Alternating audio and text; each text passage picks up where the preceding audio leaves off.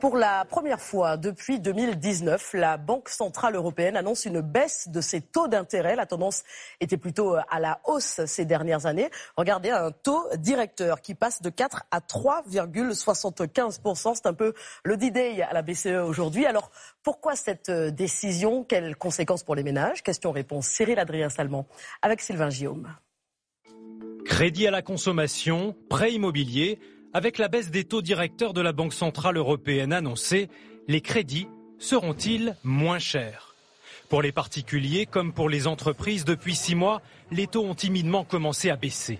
De 4,45% en moyenne sur 20 ans en décembre, ils sont passés à 3,8% au début du mois. Des taux plus intéressants donc, proposés par les banques par anticipation de la décision du jour. Cet agent immobilier voit enfin repartir les ventes à la hausse. D'ici la fin de l'année, je pense qu'on sera stabilisé autour de 3,2%, ce qui fait une grosse différence par rapport au début de l'année où on était plutôt autour de 4%. Ça permet aux gens d'avoir plus de mètres carrés sur leur achat, ce qui est leur but au final. Autre conséquence, le livret A sera-t-il moins rémunéré? Son taux, comme celui du livret de développement durable, est fixé à 3% jusqu'au 31 janvier 2025.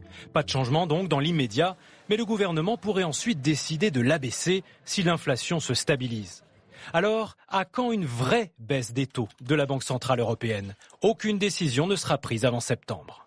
La BCE attend 2 éléments. Savoir où va l'inflation, notamment on a un peu des tensions inflationnistes, des hausses sur certaines matières premières, le beurre, le jus d'orange ou encore le blé. Et de l'autre côté, savoir ce que va faire la Banque centrale américaine, savoir si elle va baisser ses taux et quand, parce qu'il faut bien rappeler que malgré tout, l'économie américaine, c'est le baromètre de l'économie mondiale. Les économistes tablent sur une, voire 2 nouvelles baisses similaires d'ici la fin de l'année.